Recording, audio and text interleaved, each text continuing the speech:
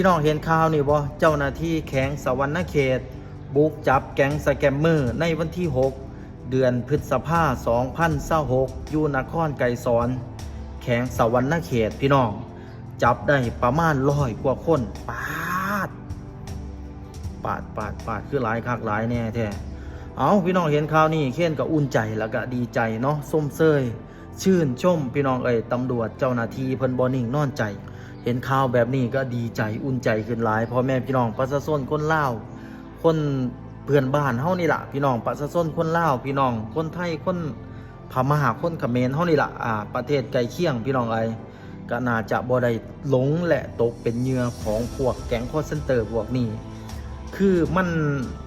เกินไปพวกนี้ก็ได้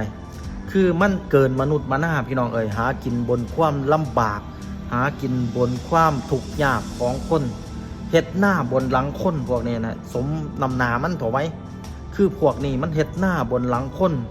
จัดมันหนักๆนี่ล่ะมึงอย่าเด่นกับระบบกวดล้างมันให้เบิดพวกนี้อย่าให้มันหลงเหลือ